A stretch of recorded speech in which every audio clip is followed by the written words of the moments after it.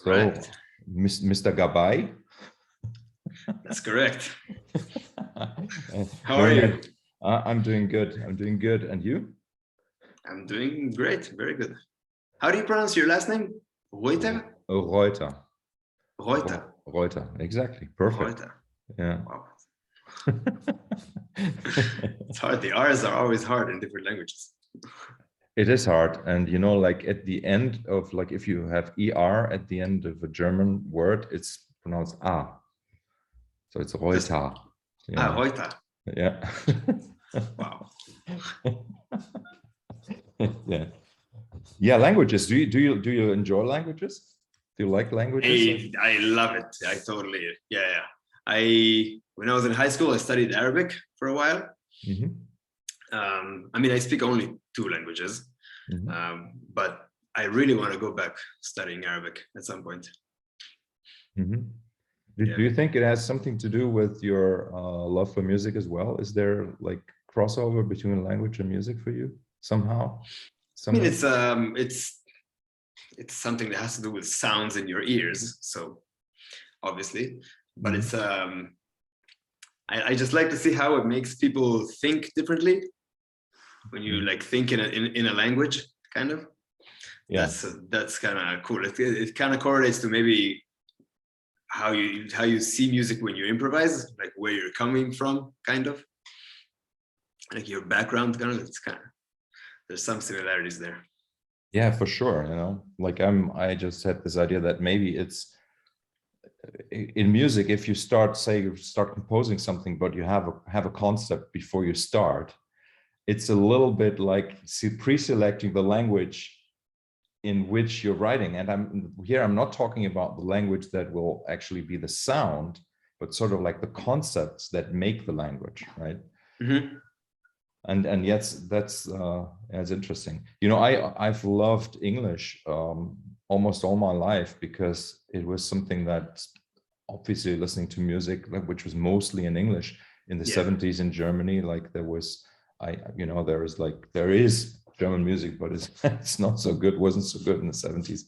But and then I kind of just fell in love with the simplicity of it and the immediateness of it, and how well one can very quickly put things in English. You know, they also have a lot of words. There's a lot of words, which means that there's many ways to say everything, which is pretty interesting, because you can describe things in many ways. In Hebrew, there's not as many, so it's easier in a way. Yeah, because there's like just less ways to say stuff. So how does Hebrew work? Can you explain that in a few words? What do you mean? Yeah, how does Hebrew work then? I mean, like what is this the sentence structure like? And like I heard from some people that you guys kind of drop a lot of things. Like there are some sort of like gaps that kind of like you fill in as you listen or something. Is that true? There's a few things. There are a few things like that, but I mean, I guess every language has similar things. The most, for me at least, the most confusing thing about the differences between at least English and Hebrew is that in Hebrew, adjectives come after the verbs. Yeah. And in English, they come before. So in English, you would say, this is a great, lovely house. In Hebrew, you would say, this is a house, great, lovely. Kind of. Okay. Yeah. Sounds disgusting in English, but but it's so it's just it always was interesting for me to, if you're describing something with many words, you're gonna hear someone say a bunch of descriptions, and you have to wait till the end to know what he's talking about.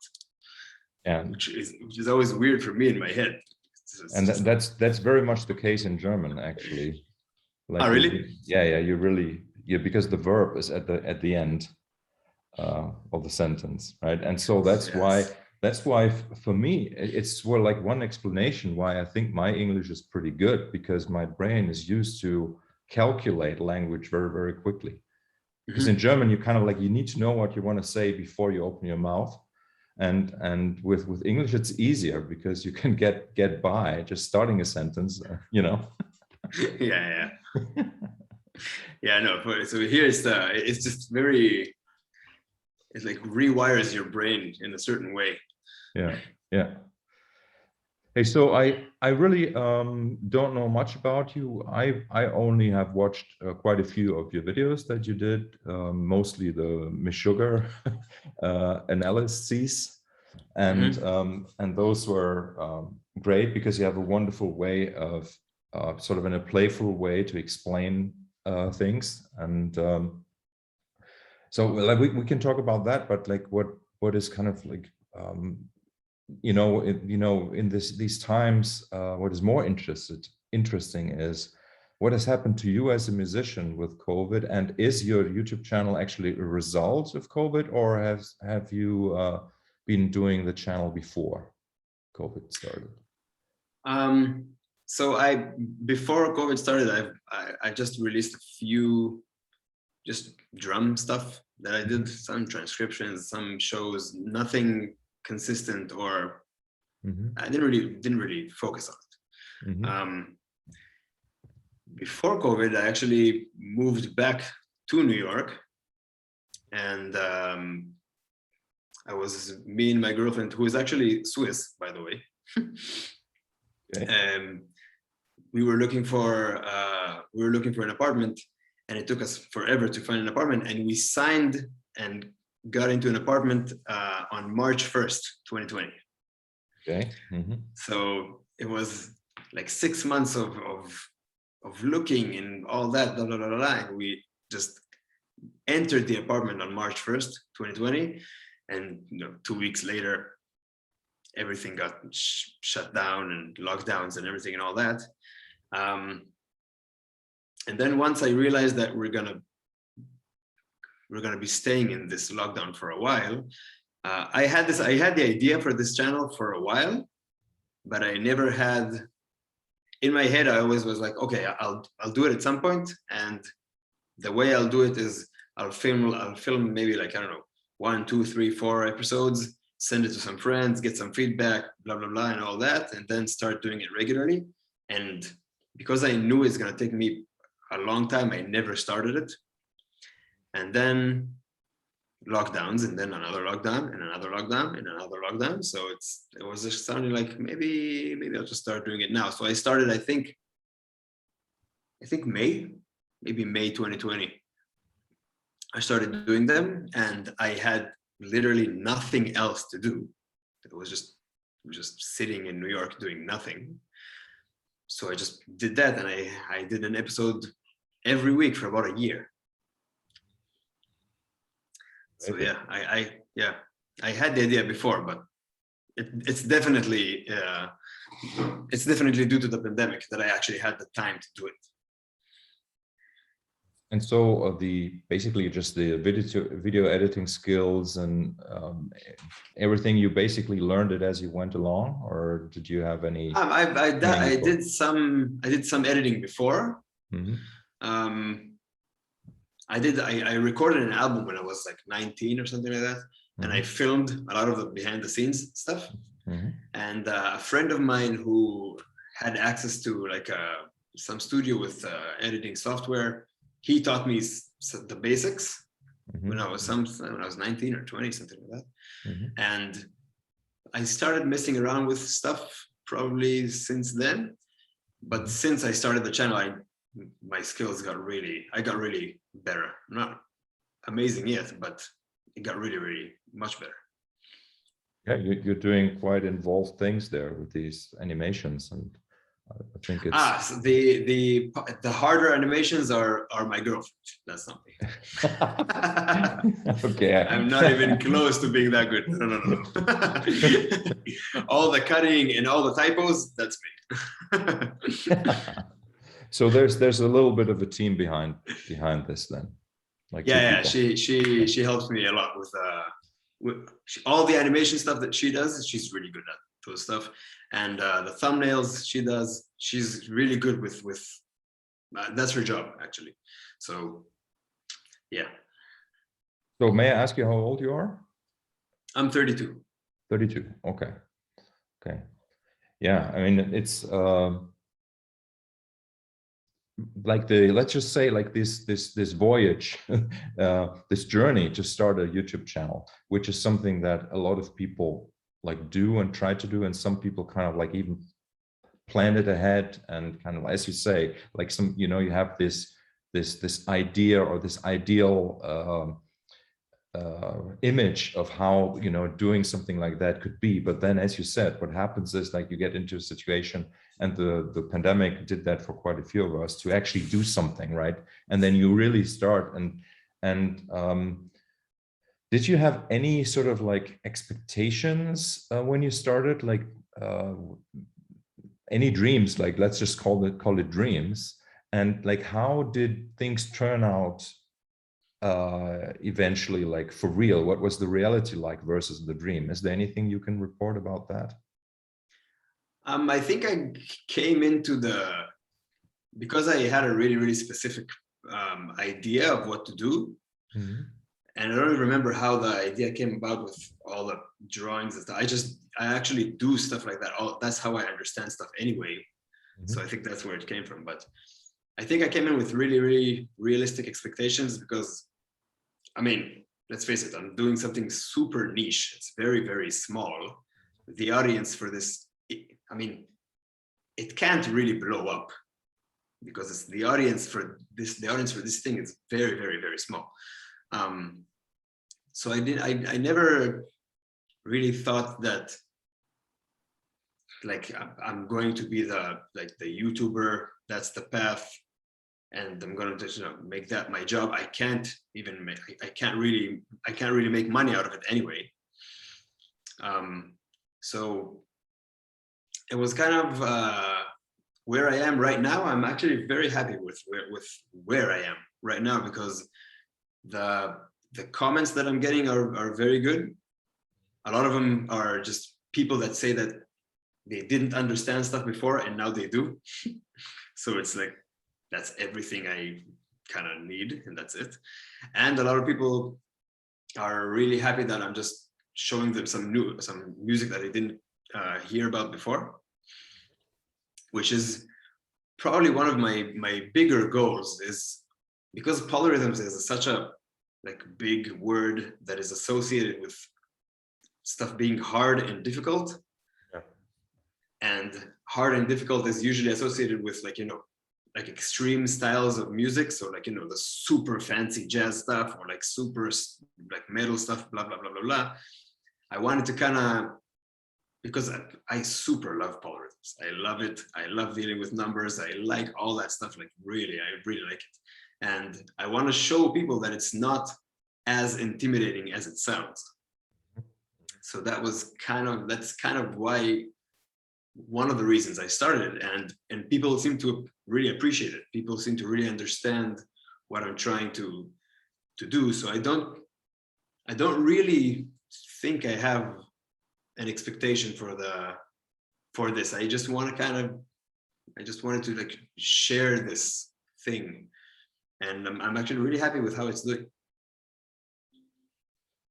What was your life like before the pandemic in terms of being a musician? So I spent a few years in Boston. I went to Berkeley. Mm-hmm.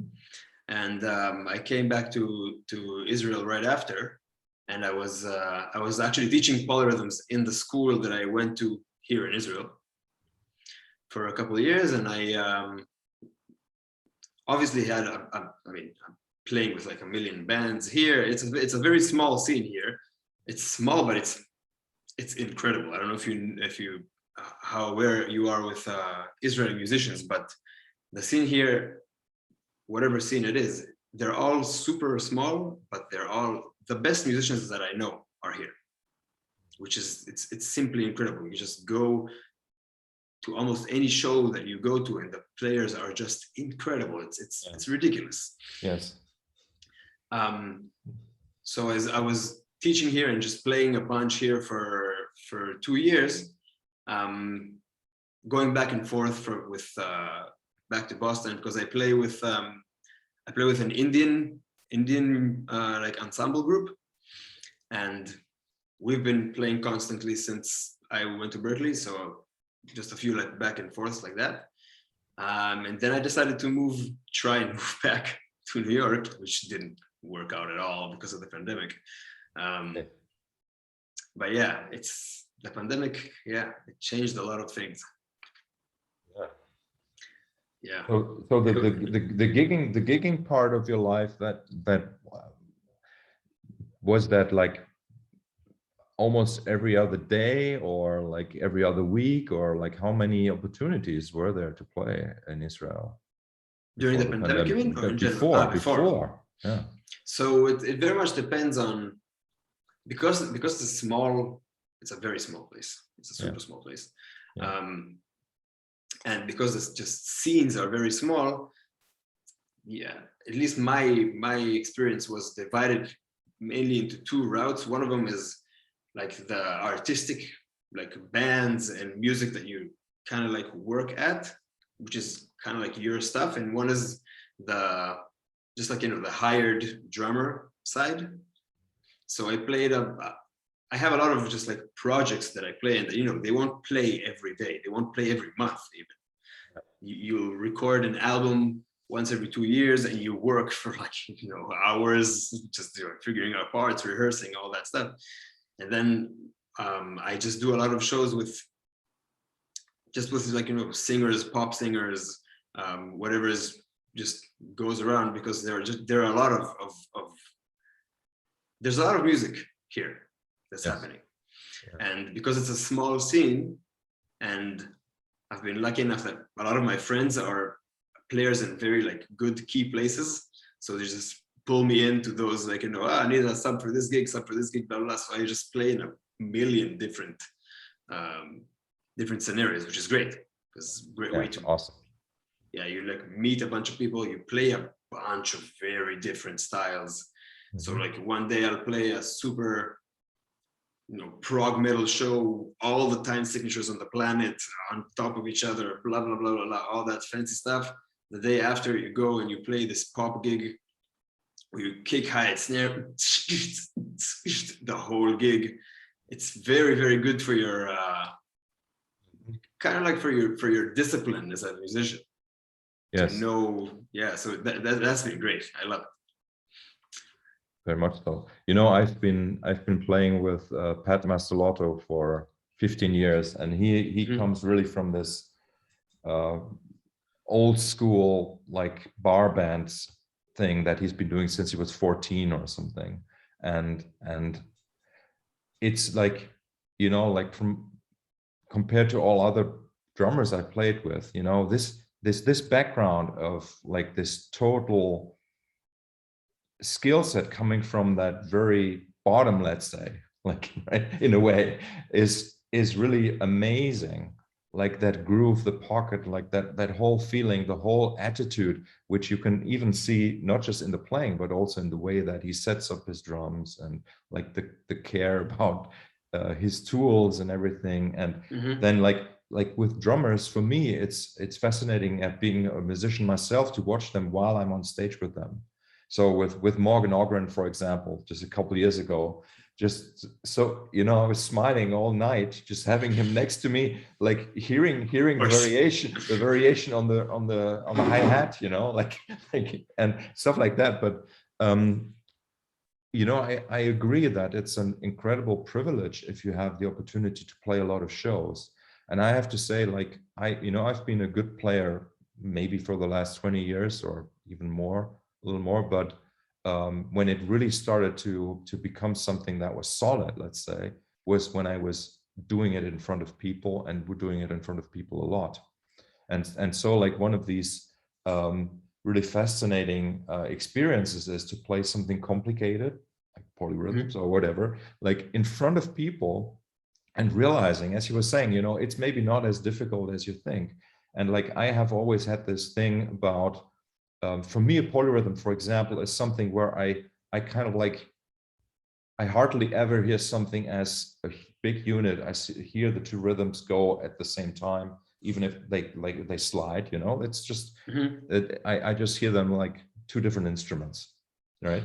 And So what then happened to me when I was on stage a lot with these parts was that suddenly I realized, okay, so now I'm hearing these two parts at the same time, but then I had another voice in my head that was kind of like singing the melody of the next tune we were going to play and stuff like that. So where suddenly you realize your brain really is, well, let's call it brain. We don't, I guess it's the brain, is capable of really being poly, like not just polymetric or polyrhythmic, but also poly in terms of even of the projection of something into the future, remembering what you ate before during the day. Obviously that doesn't happen when you're playing your first show. It's something like happens after like 50, 60 shows playing the same tunes, right? But I found that so fascinating, and it's kind of like it's a real drag that a lot of young musicians and even older musicians don't have that opportunity to play that much, and especially like more successful bands, right? Like if you imagine, I don't know how many gigs Meshuggah does, right? They don't do that many gigs if you calculate the average, it's not that much. Probably not that many. Yeah. So so that's why people like us, we're sometimes in a better position where we can play a lot, And it's playing a lot, and it's playing in different scenarios. Yes. Where I don't know how is it. I can imagine probably, but I don't know how is it in the like guitar department. But playing drums, and drums being such a foundational thing, kind of is you have a very, very, like, my role is so basic in a band. It's such a why this answer is getting harder than I expected. It's like such a my role as a drummer is so much. It's the foundation of everything, and because it's the foundation, it's so different in different genres. So if now I'm playing, like, I don't know, a straight ahead gig, just some jazz, which I won't play probably, but if I'm playing that, and if I'm playing, I don't know, Indian music, or if I'm playing like a metal show, my role is the same role, but the tools that I have to use in order to execute that role are totally different. And in all genres, people really depend on you to do your job, which is weird. So it took me. I'm still figuring out that. I have to realize that I grew up as a metalhead. I was listening to metal my whole life, since I mean forever. And I think only when I was like 20 or something, I started opening up to other stuff. So that's my tools come from there. But I slowly have to realize that those tools are not appropriate for all scenarios. It's very, very different. So so playing with different people has just made that very evident, let's say. And as a drummer, you're sort of also kind of responsible for the integrity of the style, or as you say, the genre or the style of a band, right? Like because that's where, like, if you can start playing your Latin groove in a metal show, right? Like good luck. Yeah. It can be you can be on the exact same grid as everybody else playing a Latin groove, and it would may be interesting, but it just doesn't fit the style. So basically you have the responsibility, and also a little bit more responsibility than somebody like I have, right? Like, like it's different for me because I've never really subscribed myself to the idea to do somebody else's music, right? So that's why, if people ask me, but you can't play bossa nova. Yeah, I can't, but I could, I could. It's not, but it's just something I'm not choosing to do because I've decided to go my way, right? And back then, not even having had the opportunity to play much with others, then it wasn't a question at all to even learn stuff like that. Yeah. I mean, if you know what I mean, like to execute something like that.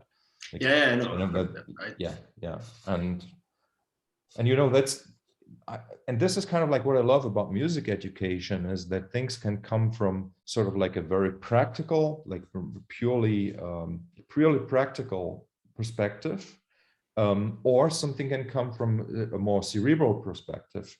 And somehow, like what you're presenting, what I like about is that it has a little bit of both at all times, right? So that is really fantastic. Um, so you said that you were teaching polyrhythm at a school in Israel. Is that a subject nowadays? Like, actually, there's a class called polyrhythm, or did you start that there, or did they actually No, look so for it a is teacher for that? it's I mean it's a music college. That's what. Yeah. Yeah, it's a music college. So they have like this like drummer's path thing that there's a bunch of drum courses, and polyrhythms was one of those courses, and I actually took that class when I studied there. I see. And then when I came back, that teacher just, for some reason, I forget why, wanted he couldn't do it that year, so he just gave me that course. And happily enough, I just asked him, like, okay, so you're gonna send me all the materials so I know what to teach? And he was like, no, I'm not gonna send you anything, actually. You're just gonna do whatever you want. And it's like, okay, that's gonna be hard. Okay. So I had to just like come up with a whole course, which was great. It was awesome, because I really like teaching this subject. And I think because as opposed to what you said, that you have your own like music that you write, I'm exactly the opposite. So I love the fact that I'm a sideman. I love being a sideman. I've written one piece in my life because it was homework when I was at school. I hated every second of it, of writing. Everything about it. Actually, it came out pretty nice. We recorded it in some album that we did, but like, no, I'm just not that kind of I feel more like someone who just like gives a service, kind of like, you need a drummer. Yeah. I'm gonna be the guy. So I'm trying to be like the best sideman that I can, which led me to just play with a really weird array of people and take a lot from different things. So it all kind of comes down, when I teach that polyrhythm course, I feel, I'm not sure, I've never been my student, but I think it's very eclectic. It comes from like a bunch of, it's not from like just one, I study jazz, I play jazz, or I study metal, I play metal, blah, blah, blah. It doesn't come from one place. It's very, very like all around when it comes to genres, at least. Yes. Yeah, I mean, I remember, for me, the first polyrhythm I learned, even before I did like 2 against 3 or something, funnily enough, was the 5 against 7 that Robert Fripp was teaching. Yeah, that was in 91. So I had my first lesson with him in 91, and he had us do like a verses, right? So and it took me, I remember that it took me like, maybe, I can't remember, a year or 2 or even 3 riding to university on my bicycle, and I was doing like a oh yeah, I do it all the time. Yeah, when I'm driving, that's my practice time, of course. and so, but nowadays, this concept of polyrhythm is so much more present in popular music. Let's just even call it popular music, even if it's not big, right, in numbers or whatever. But and I think it's fascinating, because like the young generation, and I mean like people that are like half your age, right? So they sort of like grow up with stuff. They hear this stuff all the time, and they have a completely different starting point for that. So when you are teaching at that college, would you say it's true what I just said? Like, do people kind of like come with some sort of idea what it is already, or is it something that is kind of like new that you have to explain from the ground up? I think it's new in the way that they maybe haven't like they didn't really go deep with it yet. But I think you're right when you say that it's way more present, like just around you. I feel like in a way, because Western music has like three main elements that have rhythm, harmony, and melody. And I feel like harmony has been pushed almost to its limit, I think, with classical music and jazz.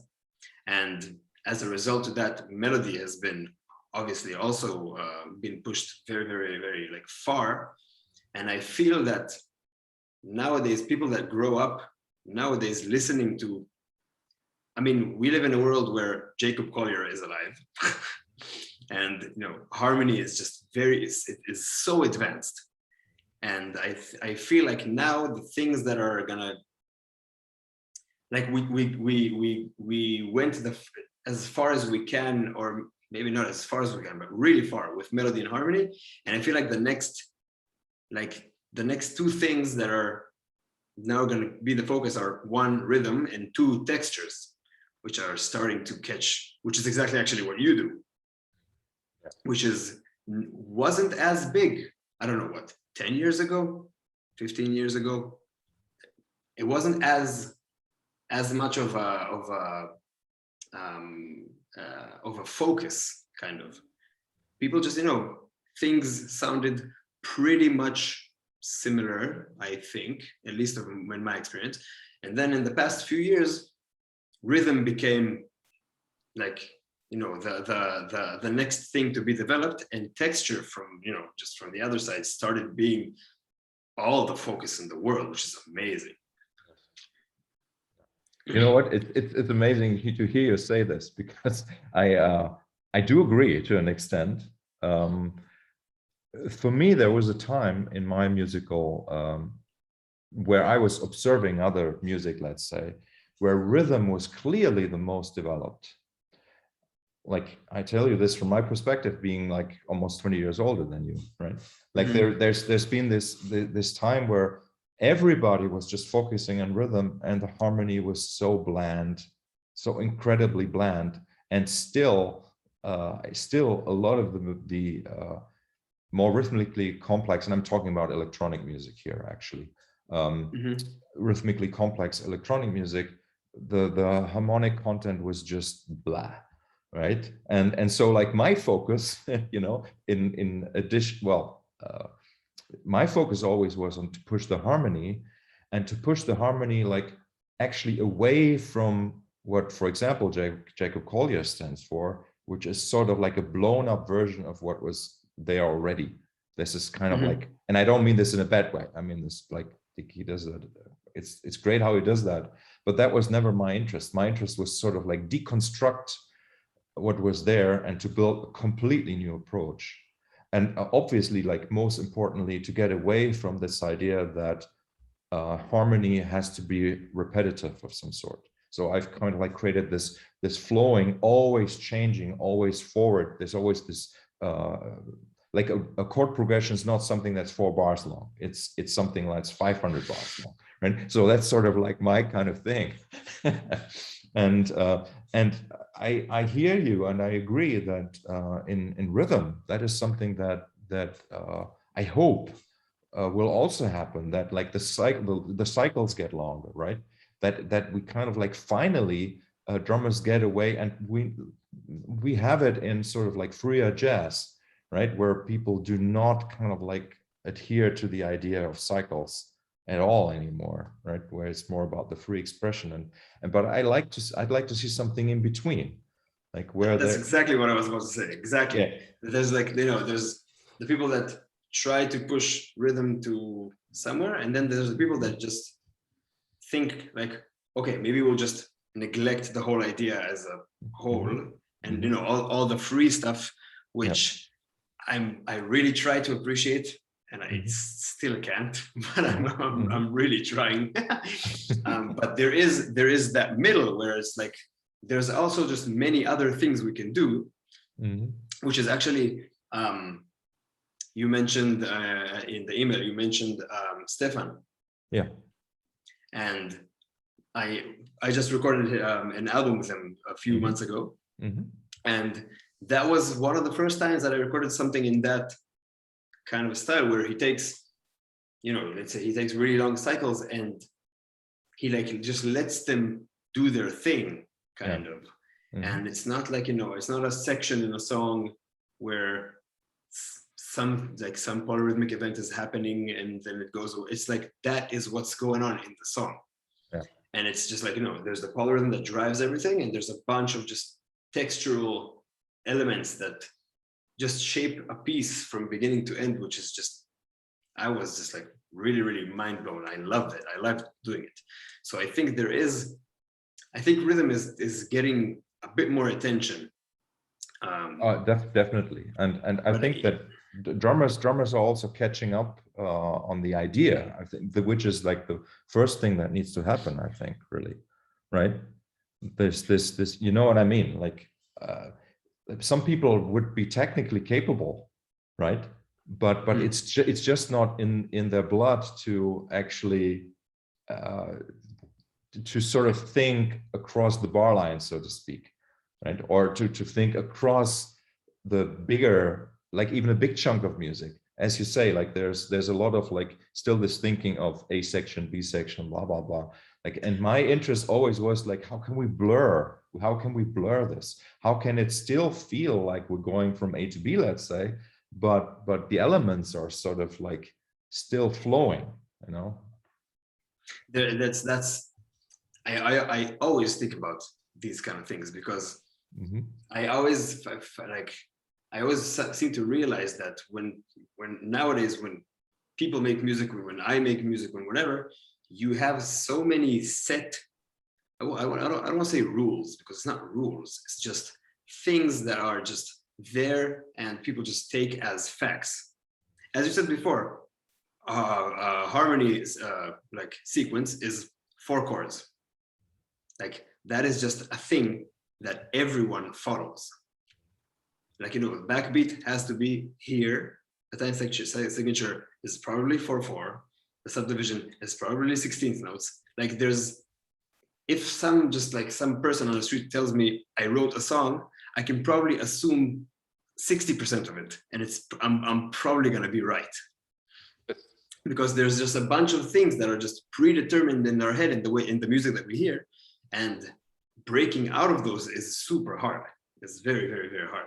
So, and listening to music now, after like you hear a song on the radio and you just know, like, okay, the chorus is gonna hit now, okay, the climax is gonna be right now, there's gonna be a drop right now. It's just, everything is just, okay, I mean, it's just, and all those rules, when they are broken, I just love finding music like that. So, and listening to Stefan's stuff was really just the amount of time that he takes. And actually both Stefan and Nick, which I know that you know as well, I went to one of his shows, and it's just that way of thinking of stuff, where the lines, it's not A section, B section, solo on A, you solo on B, we trade fours, we go home. It's not that anymore, which is just like, it's a piece, it's whatever, 13 minutes long, but it's one piece that has a beginning and end. It's just like a whole, you're just there, you don't even notice where you are in the track, which I love. I kind of hate, this is gonna sound very weird, I hate knowing where I am in the song. Like I know I'm in the 5th bar of the chorus, 6th bar of the chorus, there's probably 2 more, 7, 8, now we're gonna probably go. I hate knowing where I am because it's predictable. I like when people just like play something and they're so captivating and I have no idea where I am because I'm just following you wherever you go, which is, I love finding those moments. Yeah, me too. It's sort of like, I did a 35-minute piece a few years ago, which is called Face, which has like face as in face, the French word for side. And the idea was that it's a piece where, depending on basically if you listen here or you listen here, the angle changes actually where you're hearing the downbeat and where you're hearing nice. and stuff like that. And so it's basically a 35-minute piece, which is all at the same tempo, but the subdivisions change. So it's all the same tempo, but it's not, because then it can feel like a tempo change. And then there are like at least 2 drum kits playing and at least 2 of everything. And so like you have these 2 perspectives. And I remember as a child, and I don't know how you call this, like these images that are printed where you look from this side and you see a face, and you look from this side, and that's sort of like the effect I wanted to create. And yeah, I love that kind of stuff, right? And it just challenges the norm.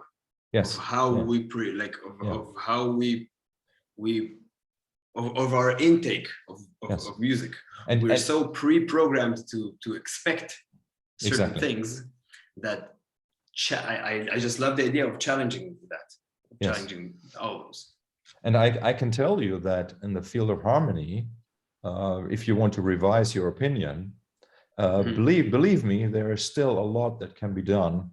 That sort of goes into the direction that you're talking about rhythm, right? I think we're kind of like facing the same part in musical evolution here, where there is something else that can be done.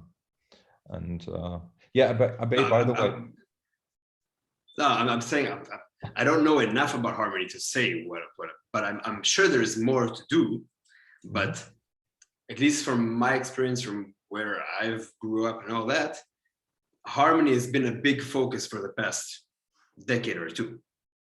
It's been a very, very, and I know that in school, a bunch of the focus was about harmony. When you talk about people in improvisation and blah, blah, blah, and all that, the main focus was harmony. And also just, classical music has a lot of when you listen to how it advanced, harmony is a big thing that developed during all those, and in jazz, obviously, and even in, I don't know, film scores, stuff like that. A lot of I feel like that's a very prominent tool that people use nowadays. And even though I know that there's probably, you can take it way further, obviously, I think now people are starting to also look at the rhythmic side of things and just that's kind of cool as well. I remember it was like in the 90s when I went to see some sort of blockbuster, and then finally now they have the march in 5/4 like suddenly they started doing stuff like that, and it was kind of like interesting. It was still very cheesy the way it was done back then, but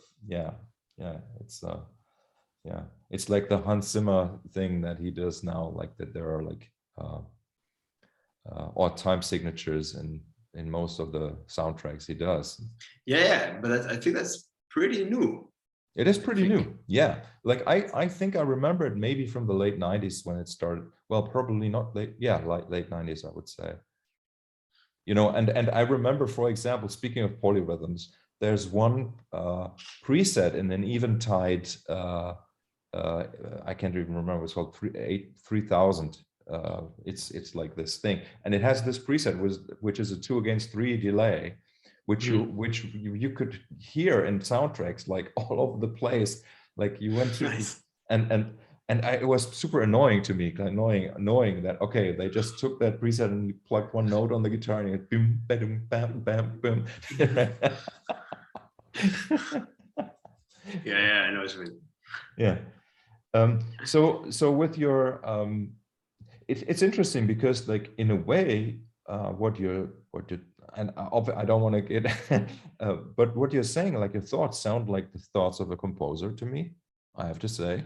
Like the way you're talking about rhythm and kind of like where you want it to be and where you want it to go, and that could be a career in composing rhythms. Maybe I know that I try to do it with just like acts that I play with, and luckily some of them they just go with what with ideas that I have, which is just great it's just great to see it. I have one group, like a jazz trio, kind of like a jazz trio that I play in,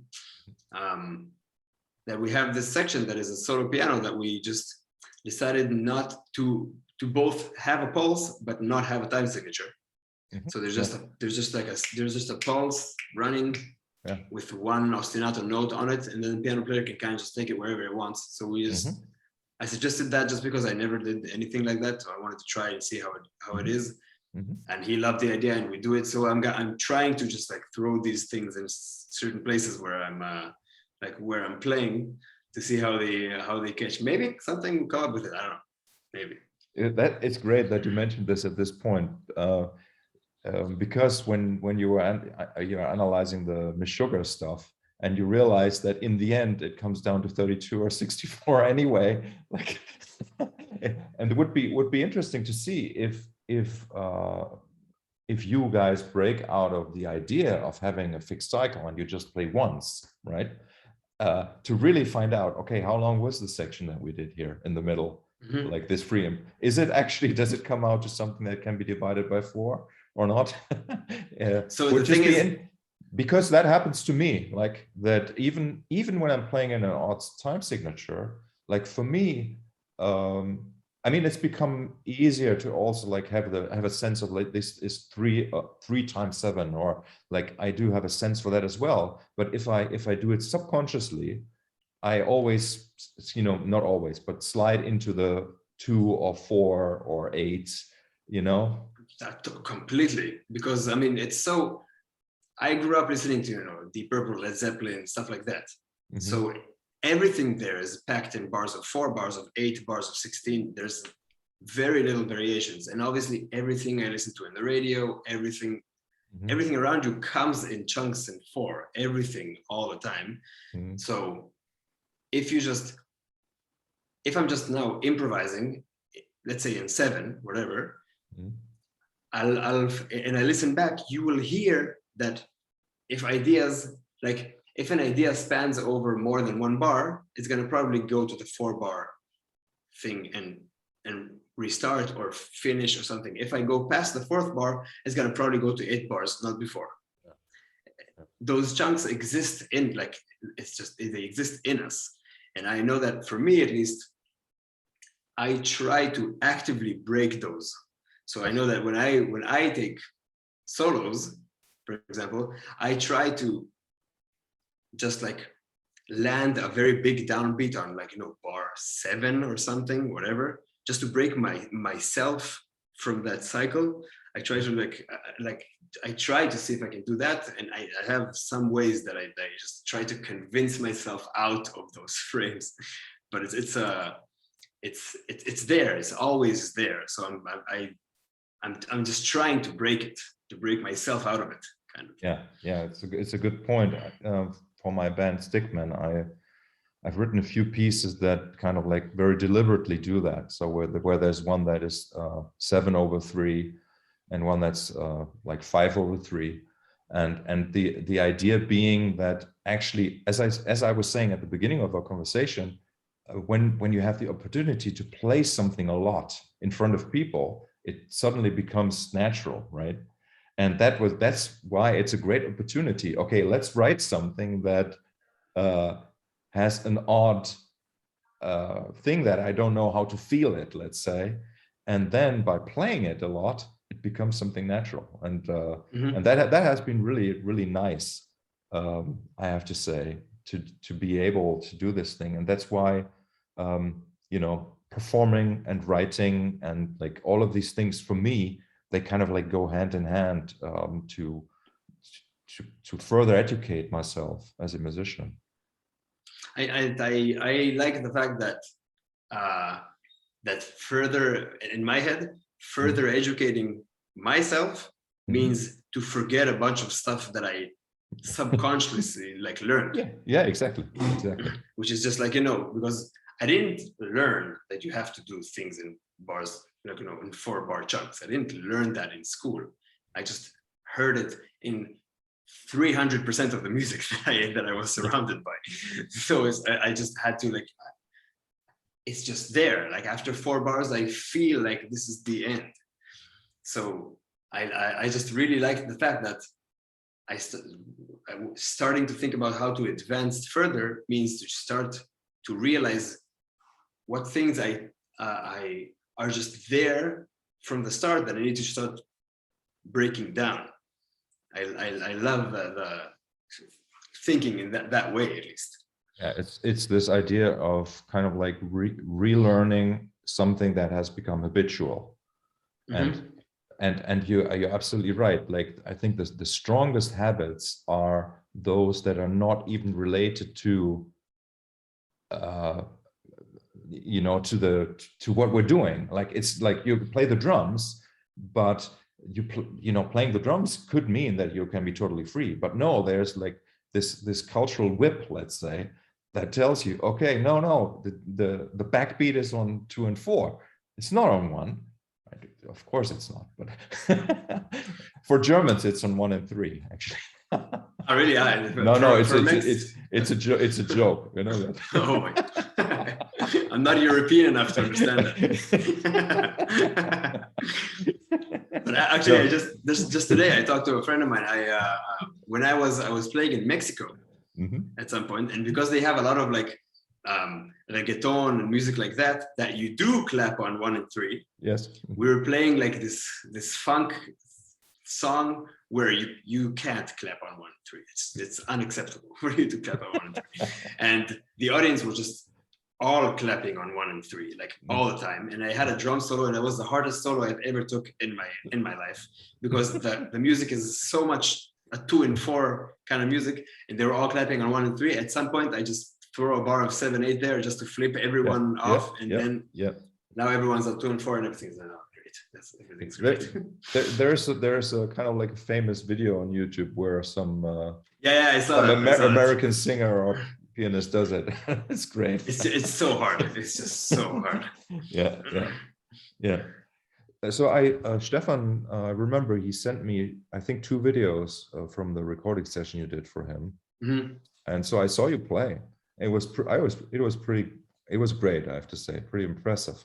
Like I had this, and I mean this in a because it was kind of like how should I say this?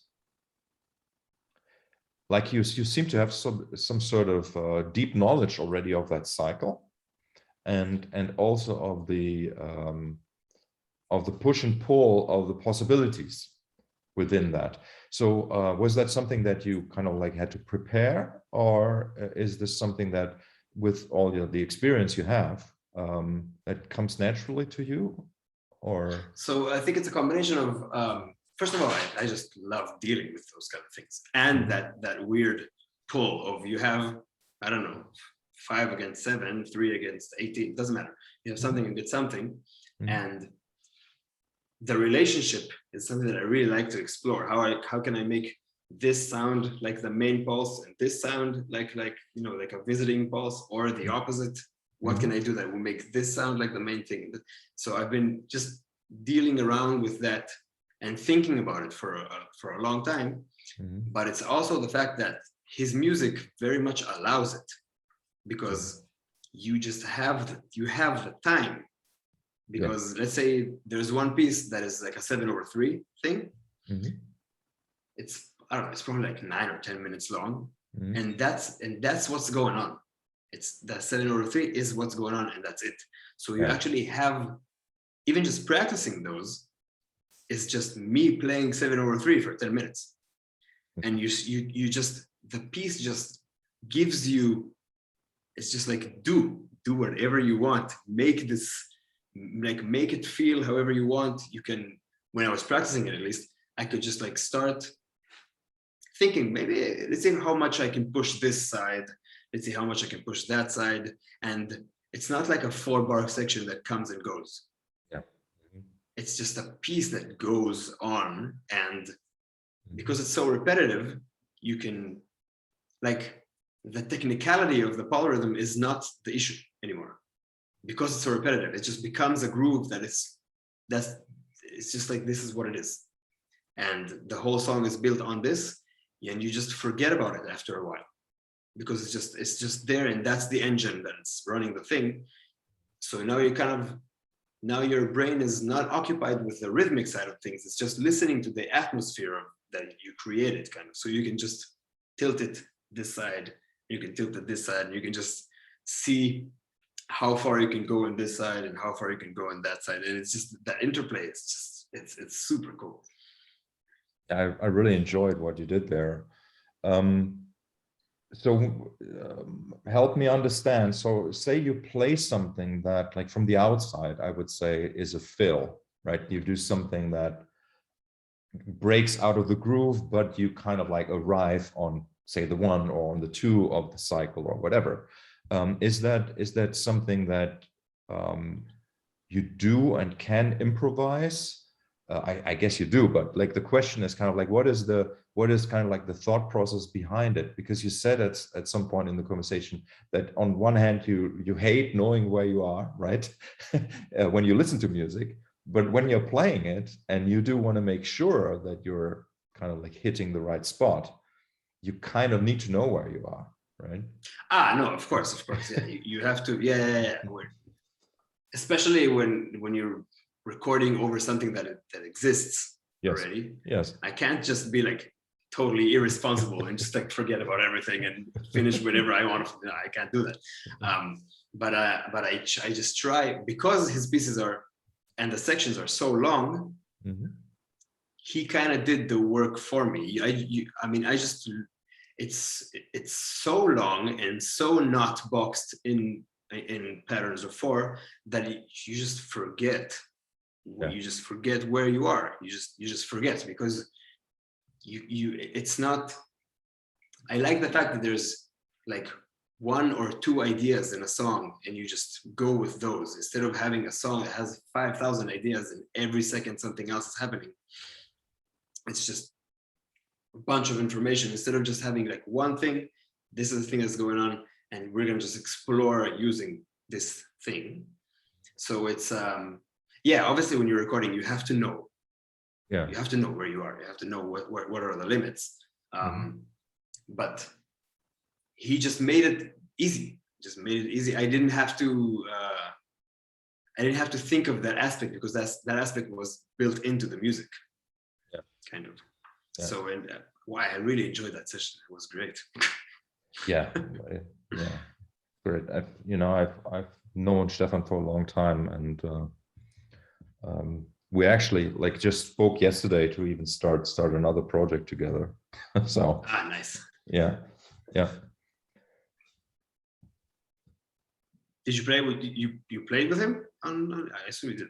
Yeah, I also played with him, but we come from the same guitar school, let's say. So like we've been sort of following like the same path for a while, and Stefan kind of like rediscovered his composer side relatively late, like I don't remember, 10 years, 12 years ago or something like that. Mm-hmm. And then from then on we had more contact again, and we were doing most things together. But I remember even like in 96 or something, I was listening to his music. Like wow. Had some other bands. No, so you went to Berkeley. Was that when you, I mean, what did you, let me ask this, what did you learn at Berkeley? Berkeley wasn't, I mean, I didn't really go there. Wow, this is going to sound terrible. No, I want to hear it. I didn't really go there to study as much as I just went there because I wanted to just meet people. Yeah. Kind of. Mm-hmm. So I'm pretty bad when it comes to academics. It's just not. It's like I'm pretty bad at that. So I just picked the easiest major I could pick, and I just dedicated most of my time just meeting people and just doing as many things as I can. Hey, what is the easiest major at Berkeley? There's just like a major that you can it's called professional music. It's not really even a topic. You just Okay. kind of like choose kind of Mhm. stuff, and Mhm. it's not there's nothing to it. There's nothing. There's way better things to do at Berkeley if you go. If someone is listening to this and Mhm. you're going to Berkeley, there's way cooler things to do. Mhm. But I mean, luckily enough for me, I got there when I was old enough to know. I knew myself pretty well, and I knew what I'm good at, what I'm not good at, and I feel like I went there with the intent of just meeting as many people as I can, and I met a bunch of people, and I played in many projects. So I spent most of my time playing, as opposed to, I don't know, doing homework or whatever, because I just, the things that I picked were just either kind of easy or just not that important, whatever. So I started Berkeley when I was 25, maybe. Yeah, when I was 25, which is on the late side, kind of, for students there. But it was great for me because I just really knew why I'm going, what I want to get out of it. So it was really, I loved being there. It was great. How long did you stay there? Was it 3 years or? I was there for I was in school for 2.5 years. Mm-hmm. 2.5 years, and then I stayed an extra year just around Boston. Mm-hmm. And then I came back to Israel. Then I moved back to New York, and now I'm back in Israel. It's a mess. And your girlfriend is from Switzerland, and you're not considering to be in Switzerland together? Or? She's in Boston actually at the moment. I see. She lives back in Boston. I'm gonna go back there in early February. Mm-hmm. And I'm actually, when I was in Switzerland recording with Stefan, Mm-hmm. she was supposed to come actually and join me, but she couldn't because of all COVID restrictions and blah blah blah and all that, a bunch of stuff. So I just went and met her parents and all that. I just went there by myself. But it was at some point the world is gonna hopefully go back to normal, and we can just travel and go places without thinking about it too much. So what happened after a year of doing the channel? You took a break, right? I took a break just because, I started the channel when I was in New York, and then stuff happened there when all the Black Lives Matter stuff and the pandemic and blah, blah, blah, and our apartment had a bunch of floods in it. We decided to just to call it. So I moved to Boston with my brother for a month. And then I went back to Israel and started just continued doing the channel from Israel. And then at some point when things started to open up again, Israel people here got vaccinated very quickly. So things started to open up and shows started coming back and all that. So once I started playing again and actually having a job again, it was just kind of hard to, I didn't realize how much time I put into each video, and I just couldn't make it happen. I see. Mm-hmm. While actually having gigs and work and recordings and blah blah blah and all that. So at some point I was like, okay, I just need to take a break just to figure out how to do this, because I was doing a video a week, which I could do when I had nothing else to do. I could have done that, but between just writing the script and recording everything and filming everything and editing everything, my skills are not good enough for me I can't do more than one a week, especially if I have actual work that I need to do. So I just took a break for a few months just to reorganize or regroup and just think about okay, like how am I going to do this? How can I make it sustainable, kind of. Yeah. Yeah. So yeah, so I took a few months off, and I just came back from those few months. Yeah, I saw. Hey, did you feel any? Let's talk about like the. I'm just curious about this, like the psychological effects of putting out videos on because tell me what you think. It's what do you mean by it? I'm curious. Yeah, just like this, because somehow one gets kind of like tied to the numbers somehow. That's kind of like what I feel, like, because the medium doesn't give you so much feedback about the qualitative experience that people have watching it. So it may be that you inspired hundreds of people already to become much better human beings, let's say, right? But you don't know, because it's kind of like, I think that there is a lot of positives in it, but then when you realize, okay, like my first video had like 4,000 views, then the second one had 2,000, and the third has 500, and kind of like this, you kind of become a slave to that machine, or what people call the algorithm, right? And that's kind of like why I'm asking, like how you've been coping with the up and downs of that algorithm, and how to stay motivated, and also if you have sort of like found a new strategy for the future, what your plans are and stuff like that. So I totally understand what you're saying, and I hate that it's a factor, but it is. It's just is. And when you see a video of yours that is doing well, you feel better. When you see a video of yours that doesn't do as well, even though I put the same amount of energy into it, same amount of whatever it is, and it doesn't do well, you can't escape feeling bad about it, which you shouldn't.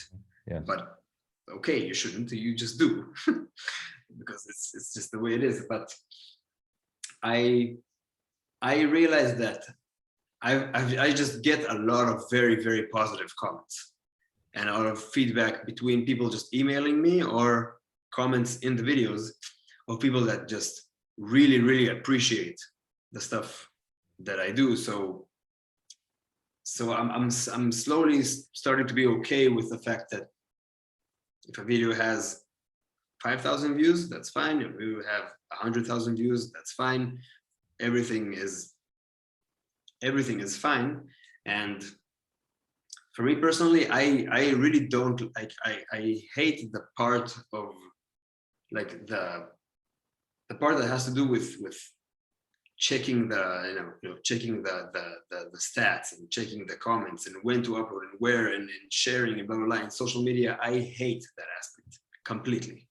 And once the channel gets big enough, I'm gonna find someone to do that for me, because I really I would put 40 hours into a video, of work into a video, then I have a 20-minute slot where I have to just post it, and I just suffer through those 20 minutes like it's the hardest thing on the planet. I hate doing that, because also it's an art form to learn how to use that tool. It's such a powerful tool. It's just not, I don't like dealing with it. I don't like doing all that kind of stuff. So in a way, I think I'm actually, this channel deserves better than what I do to it, kind of, because I just post it and forget about it. So I'm just gonna find the person that would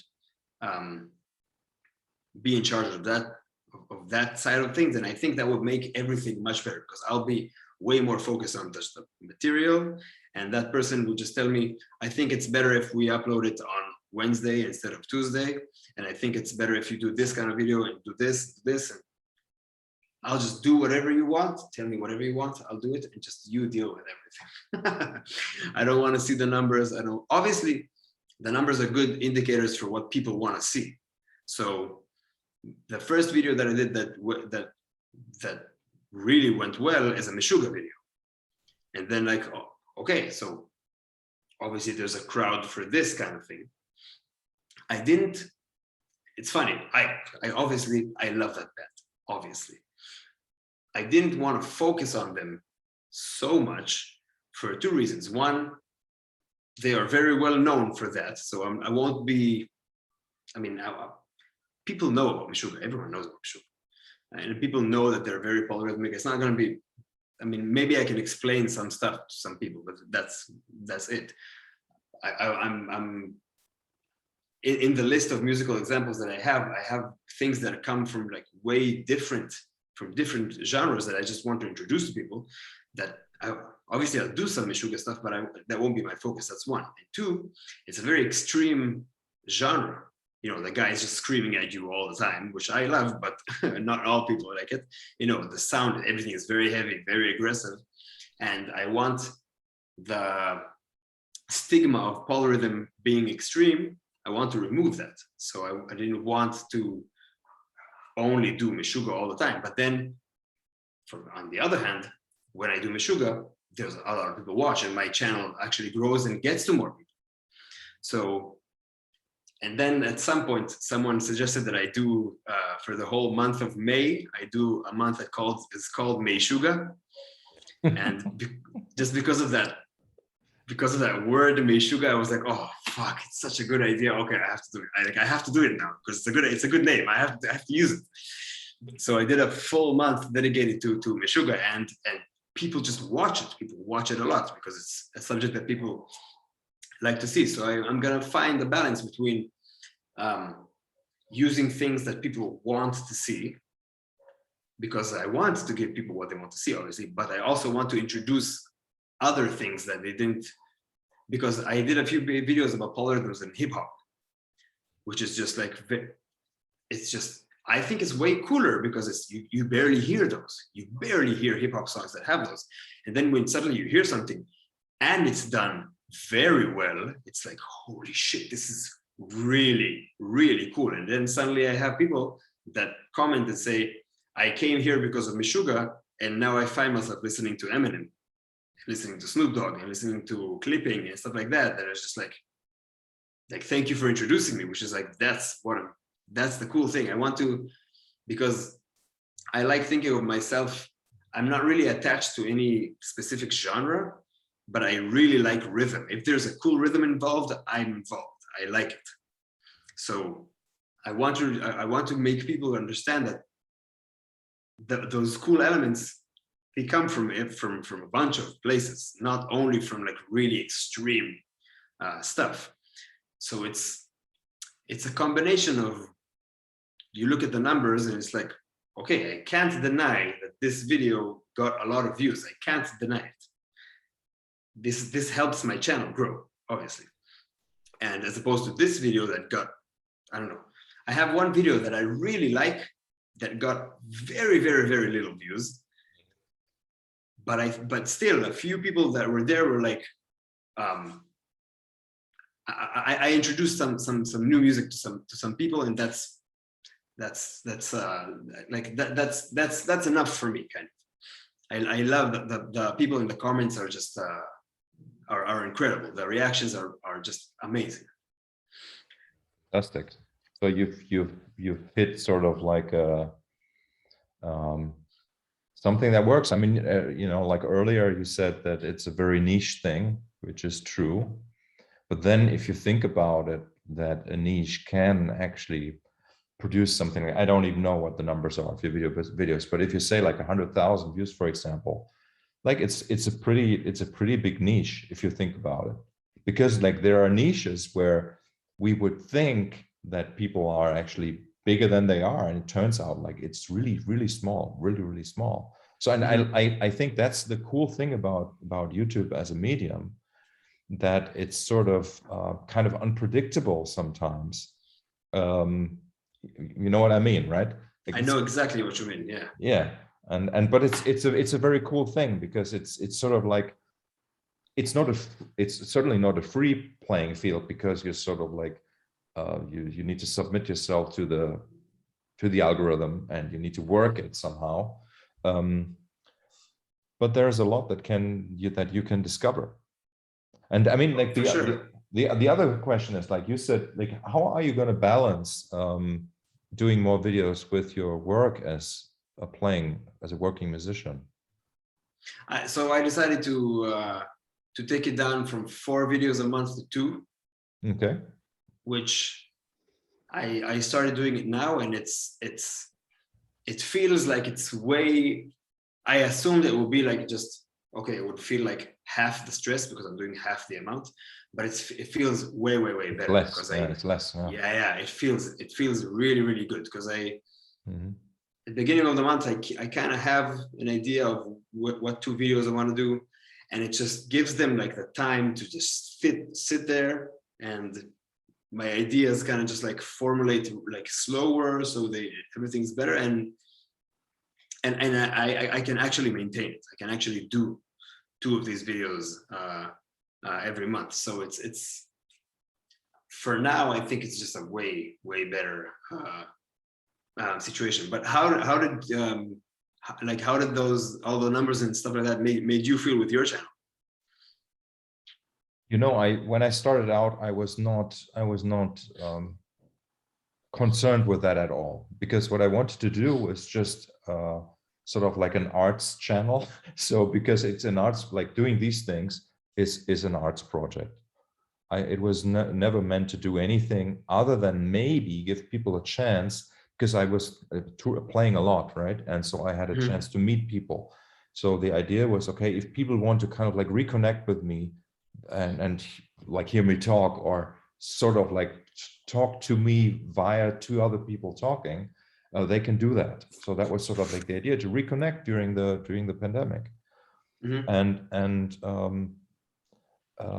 what has become sort of like because like my mind works like that as well, that I recognize patterns, right? Like, and if I see, for example, because I don't see, and this is something I wanted to tell you as well, like even if you have a niche, you can find, like you say, you have your service that you offer, right? And you can make sure that your channel makes people buy your service somehow, or pay you for your work in some other way. So that's happened to me, because I have some people who really love my channel, or my conversations with people have given me donations, right? Like quite substantial donations.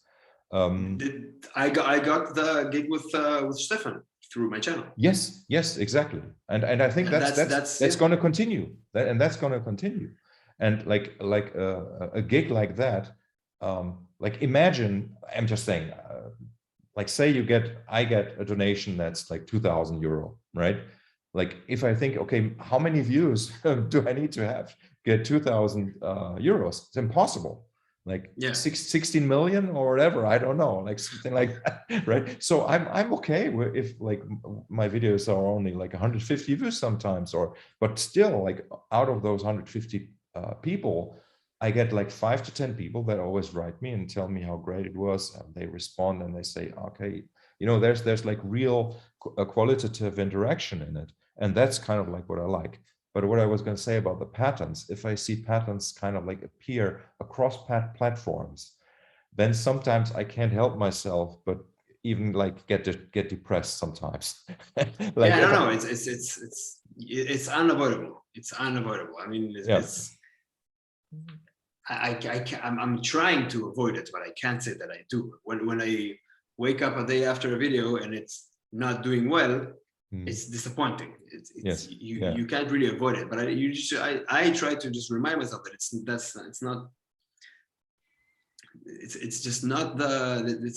not as I can't let that number on the screen like affect my mood so much. I just can't have that because especially when I was uploading weekly. So I was uploading weekly on Tuesdays, which means like, okay, so my Wednesday mood is all depends on this number on my laptop, which is just like, but are you serious? Wait, so you're gonna, if that number is big, you're gonna be happy. If the number is small, you're gonna be sad. What? That doesn't sound healthy at all. So I was just trying to see if to train myself to understand that it's like, no, this is not the fact that you're doing it, and the fact that as long as your production value, the way I deliver the material, my editing skills, blah, blah, blah, as long as those are just getting better, that's it. That's what I need. I need to make sure that the video that I'm making now is better than the last one. That's it. if the video that I made now is not as good as the last one, that is a problem. If my video is better, I'm in the right direction. That's it. If it does good, great. If it doesn't do good, great. Doesn't matter. That's what I'm trying to think about. It doesn't work all the time, but I am getting way better at just letting go of that. But it's hard. It's not easy at all. Yeah. And I have to say that I've been kind of like living my life like that ever since I became a musician or an artist doing my own stuff, right? But to be quite honest, it's much harder if you have, like, as you say, the numbers on the laptop. The numbers on the laptop are kind of like have this tendency to seem more real than they are, and as you say, like what I tend to say is, like, numbers don't tell you anything about the quality. And that means, like, maybe you only reach, say, if we go extreme, say you only reach 10 people, but maybe one of those 10 people is moved in such a way that some sort of like positive energy in the form of like just appreciation, or somebody spending money on the things you do, or giving you a gig or whatever, like there are many possibilities, they will happen. And it's like the only awareness that I developed over the years is that this feedback cycle, like this feedback that comes back to you, right, sometimes can take a long time. Sometimes it's kind of like, for me, I would say there's sometimes decades where I know there's something I did 10 years ago, like, has led to the situation that right now, even though we're in the pandemic, I don't have to worry about money, for example, right? So this is sort of amazing, and it requires for one to be open and to kind of like think long term, and it's, I mean, no, go ahead. No, I think it's kind of like the same with something like putting videos up on YouTube. It's not that you kind of like should be thinking, okay, what happens today, right? No, it's about like what happens if I do this like you did for a whole year, right? And you did see quite a lot of it came to fruition. You have followers, you have people who comment, like, and there's a lot that happened in that 1 year. And it doesn't make sense to kind of like judge every little step of the way. You are 100% correct. And my idea for the channel was looking at it very, very long term, because one of my goals was like, okay, I love this stuff. I understand this stuff, and I want to play and be surrounded by this stuff. If I put myself out there as someone who likes discussing these things, I will also attract this kind of, I will just like attract this kind of stuff. And so in my head, it's like, okay, if I do this now for 5 years and I have whatever 200 videos about this kind of things, I'm going to be surrounded by more of these things, which this is what I want to do, which means maybe I'll be playing with more people that have to do with it. Maybe I'll get opportunities teaching, whatever, blah, blah, blah, blah, blah. And all of this is actually happening. I only, like, I found out about Nick through someone in the comments, people in the comments. Wow. I didn't know him. I didn't know him at all. Amazing. His name kept popping up. And I put it on, and it's like, holy shit, why do I not know this? how I mean, so, and then I met him when I was playing. I went to his shows, and and Stefan came from that same thing. I did a bunch of some like master classes and stuff like that because of the channel. It's doing what it needs to do. Exactly. So I know that some of my videos are going to do well, some of my videos are not going to do well. And on the other side, me as a consumer, I know that there are videos that have gazillions of views that I've watched. And yeah, I watched them, and I know I took that view count one number up, and it had zero effect on me. And then I see a video that has 110 views that changed the way that I think about music, or something like that. Yeah. That has zero or zero. It didn't get to like any people, almost, whatever, blah blah blah. But I watched it and I was like, oh my god, this just changed everything. And when I think of that, when I think of myself as a consumer, I also just like, okay, so just realize that when you're on the other side, it's the same thing. Exactly what you said. If I have 1 million views on a video, and if I have 30 views on a video, that doesn't mean the quality of it doesn't say anything about the quality of the video. Yeah. And it's a hard thing to learn, and I'm still figuring it out. So your plan is to put out two videos per month, and in terms of like the content, are you gonna stay true to what you've done so far, or do you have some new concepts you want to introduce? I mean, I'm gonna stay surrounding rhythm in some aspect, because for sure. That's what I can bring, I think, to the table. I do have. It started as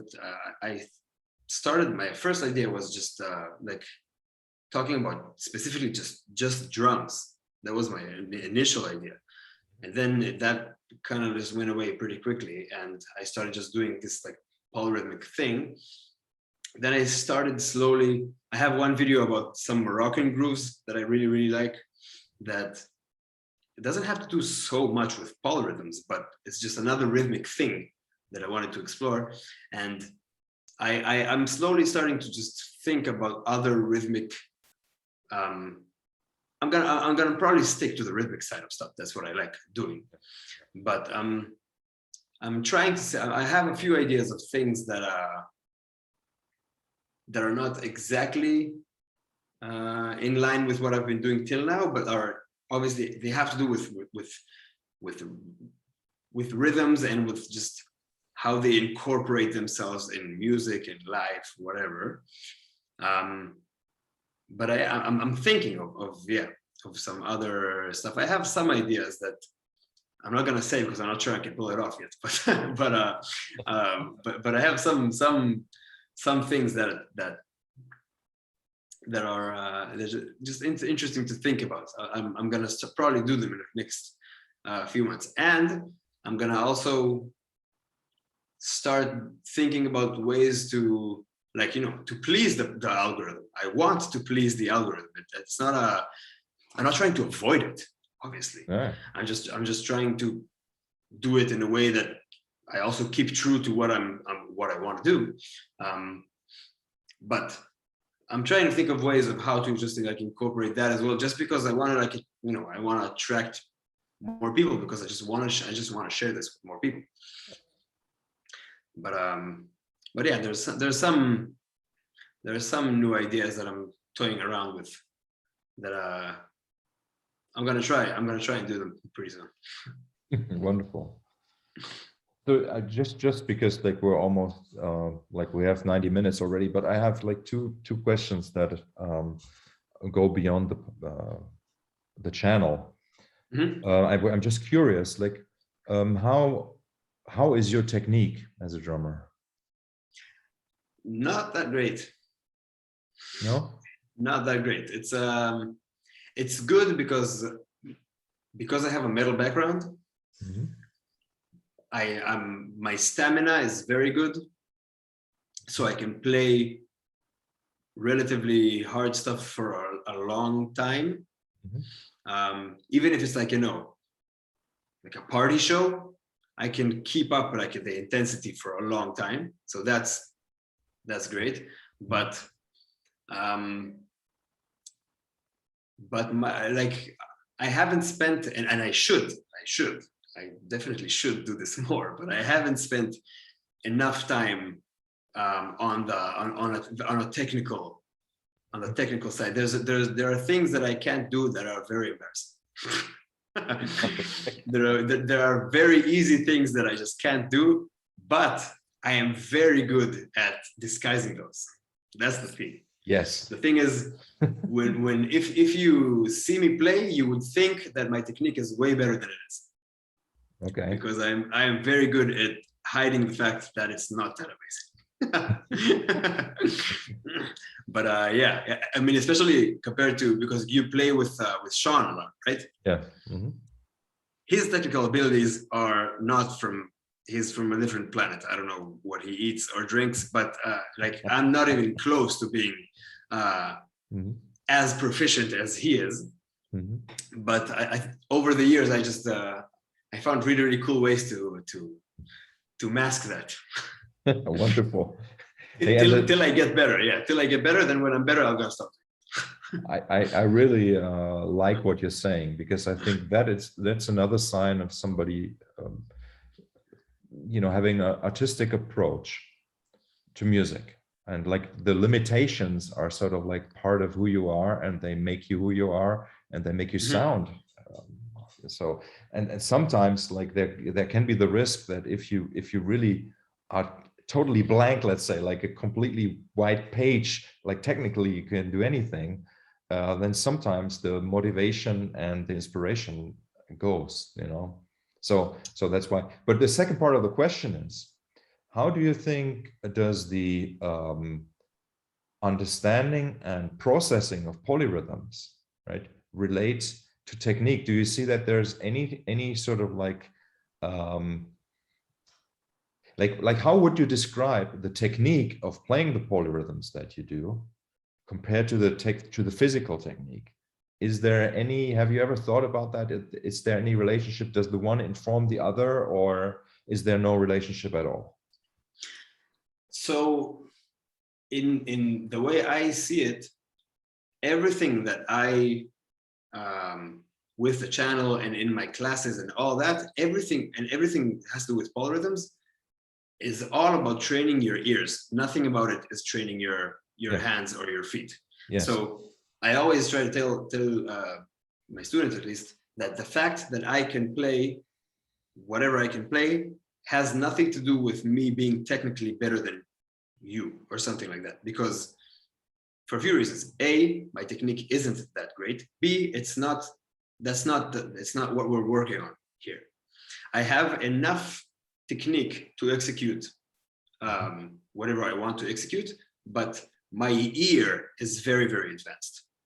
My hearing and my rhythmic understanding is very, very, very advanced. So I just know, I feel like I know what to do, like with my technical level. I know how to use it to its max potential, I guess. And I actually think in a way that if I was, in a lot of ways, it's like, instead of going I used to really, really hate the fact that I'm technically, like, I can't play really, really fast stuff. I can't play ridiculous, like, independence things. I just can't play those. I'm not as good at those at all. But in a way, I used to hate it. I used to hate that fact that I can't just, sit, because I can't sit in practice for 6 hours. I can't do that. And I never could. I never had that kind of skill. The most I've ever practiced in one day was maybe 4 hours. That's the most I've ever practiced. But I listen and think about stuff all the time. So I slowly found out that that's where I'm stronger. I'm stronger that way. I understand things, and I process things in a way that understanding takes the skill set that I have, whatever it is, and can apply it in a better, just like in a better way, kind of. So a lot of the things that I do, they sound way fancier than they are. And luckily I learned how to do that well. So the thing is, if you hear me practice right now, you would think that I've been playing for like a year and a half, and I'm just like, because the things that I practice are very, very easy stuff that I just still very basic independent stuff, very basic field structures, things that are very, very basic. But I've been playing way more than I've been practicing. So I have a lot of that going for me, at least. And because because I like dealing with all these polyrhythms, I just have that that understanding is very, very, I have that as a very, very deep part of my playing. So I feel like that is what drives my playing other than the technical side of stuff. So the way I hear stuff, it's like I hear something and it's like, okay, it's time to execute that. So I'll just use whatever technique that I have, which is whatever it is, and I'll just execute that, which is usually doesn't require that high level of skill, like on the drums, because a lot of the stuff that I do don't really have to do with a very, very high levels. Like, I'm not going to say that the things that I play are easy, but they're not. They're way harder here than they are here, if that makes sense. Yeah, I mean, to me, it makes total sense. I mean, like one of the bigger insights I had in the last 10 years was that if you're actually playing music in front of an audience, it is really it is much more important what you play than how you play. This is really, right? You know what I mean? And like what you play has to do with what you hear, what you're capable of hearing, and what you're capable of executing on the level of the musicality that is here, not necessarily in your limbs. Then if you have, as you say, you have enough skills to just put that on the drum kit, perfect. That's perfect. And like with all exactly. And with all you know, I've had the privilege to play King Crimson music for many years, and those compositions are so fucking amazing, right? You play those pieces and they work. It's not important. It's not that important if you have the greatest technique, but you just need to play this. You need to hear the music. You need to be inside the music and kind of like live the music and be the music. And you can be the music even if you're not capable of executing the septuplet on top of the triplet. Like, it's just this, it's not that important, right? And I mean, this was a bad example because I'm talking more about technical abilities, really. And a lot of musicians that are very, very well known and make people feel deep emotions, let's say, they're not necessarily the greatest technical players, and they don't need to be, because music very rarely requires that. I agree. And even though I often play in situations that may usually call for a very, very high facility of technical skills, I usually just can't really, I can't really pull it off in the traditional way of it. So I try to, in the past, I thought I was cheating. I just thought it was like, okay, I'm doing this because I can't do this. But in the past few years, I just realized it's like, no, this is like, this, first of all, it's fine. I'm not cheating anything. That's fine. That's the first thing. The second thing is that's okay, because this is just the kind of musician that I am.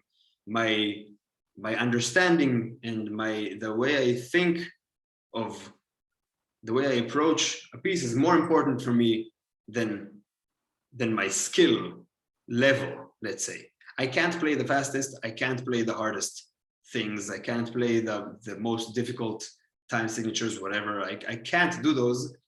And I used to think that that's what I want to do. And now I realize that's not really what I want to do.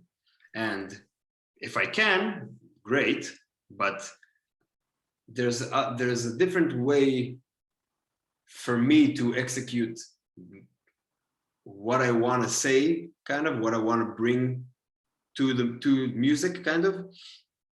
I have I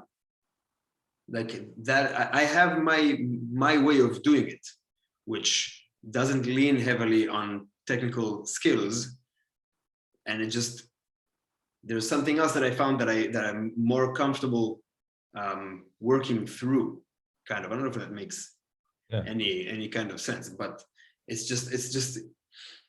So let's say I recorded this album a few months ago of a guitar player, a friend of mine.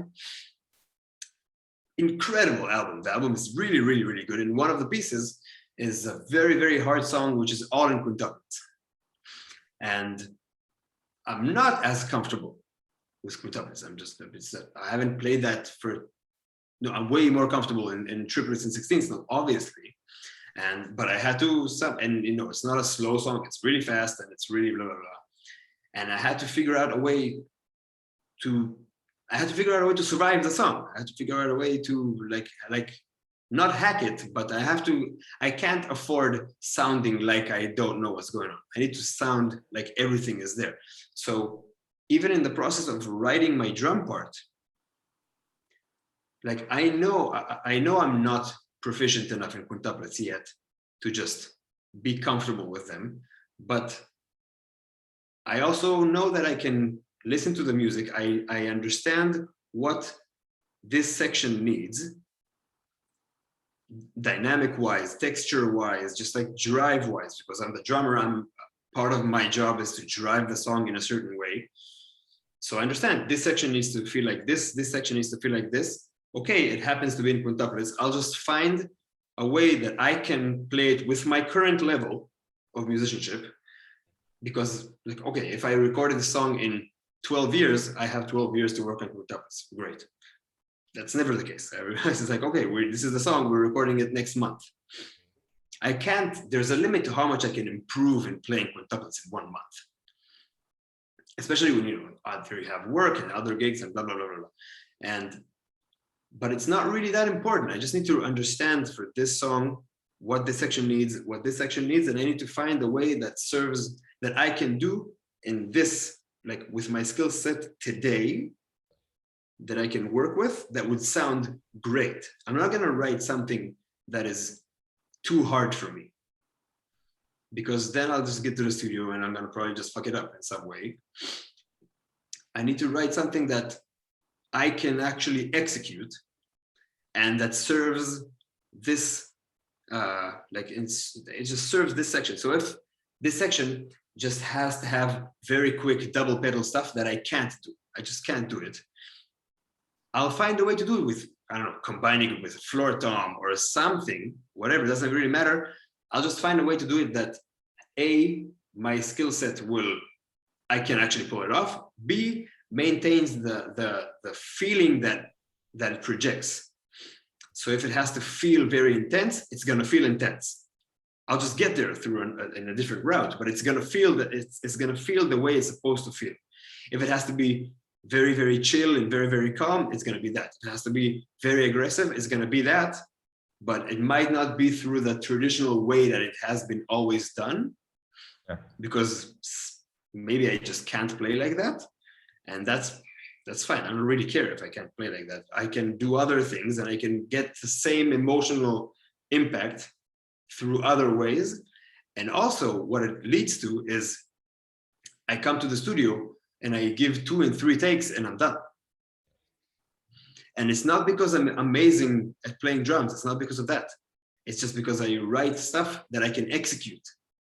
And I'm really happy that I got to a point where I just understand that I can substitute some things while maintaining how the section feels and just make it available. So I just go through that song once, twice, 3 times, and it's kind of like, yeah, I'm done. Oh, wow, you're amazing. It's not like I'm not an incredible drummer. I just know where I am very much. I know where my skills are. I know what I'm good at. I know what I'm bad at.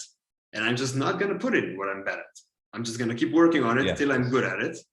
And when I'm good at it, I'll do it. If I'll record this song in 10 years, I'll probably write different parts because I'll be better. That's the... It's great. It's great what you're saying. And, like we shouldn't underestimate the power that working like that also has over you actually improving. Like if you learn to do if you do the things that you're capable of doing today, it's somehow, even though it, like, if we just look at the language, it may sound like we can get stuck.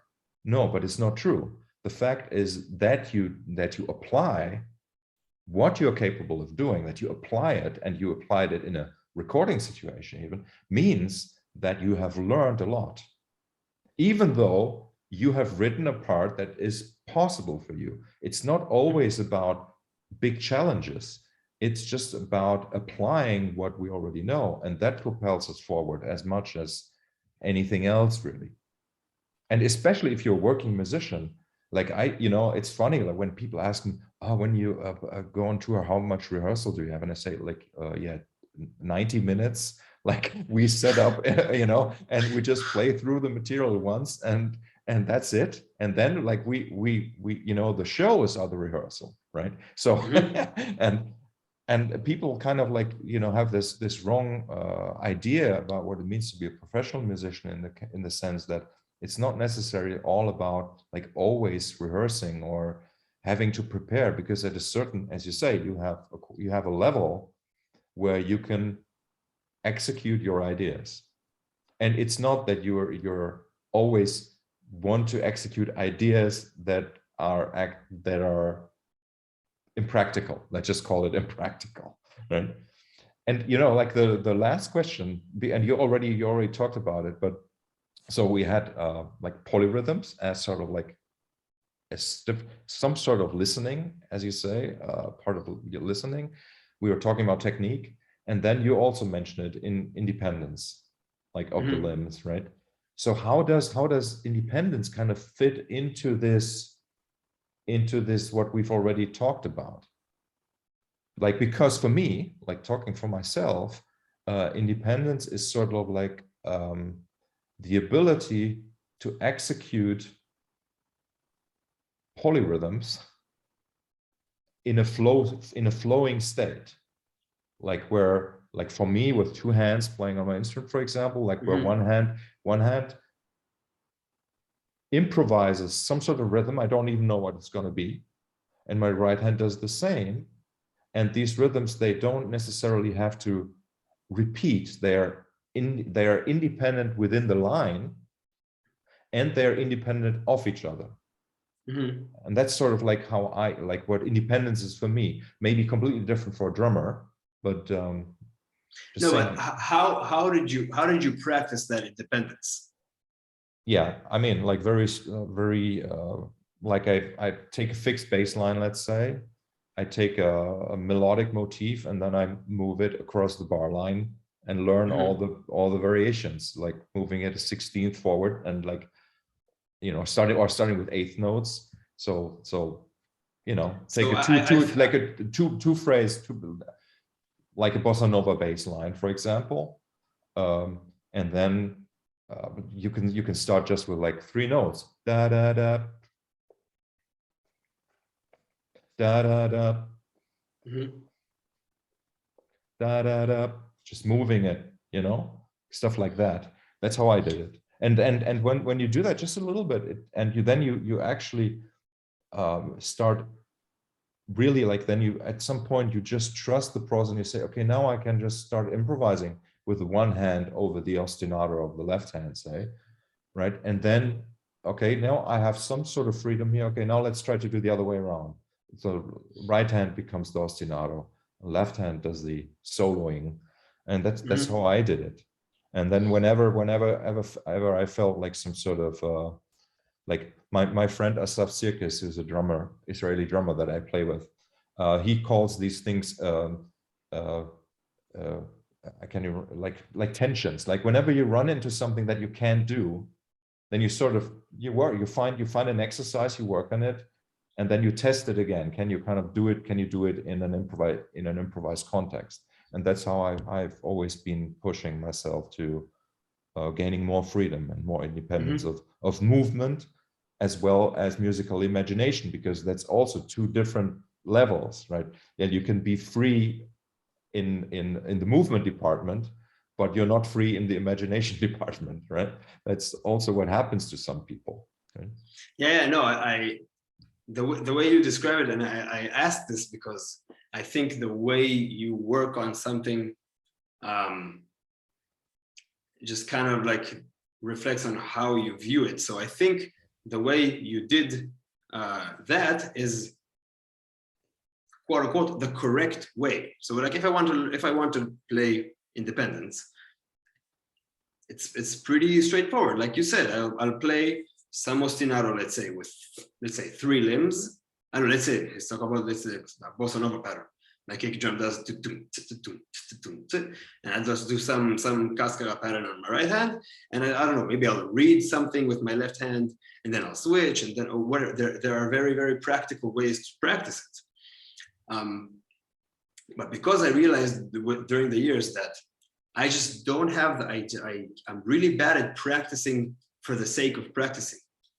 Just like to go to your practice space and practice rudiments. It's just something that I'm really, really bad at. I can't seem to focus and not just do it. And that's actually what I'm practicing right now. I'm maybe it will sound ridiculous, but I started by just saying that I have to practice, like deliberately practice for 15 minutes a day. And that's it, because that is everything I was capable of. On the flip side, if you give me if I have a goal, like if I have an album to record, I can play for hours if I'm working on music, actually. And I know that comes with a cost, because my technical skills are just not as good as they could be.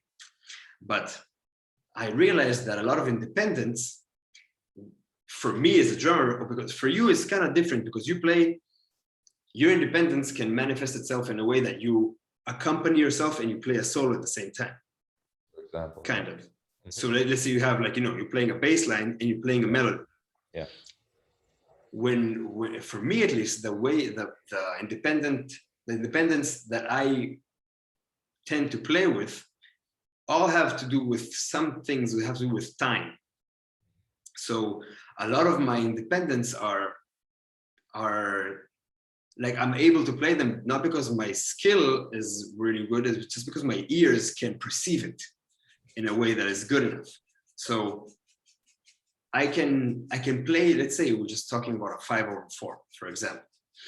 I can play things that are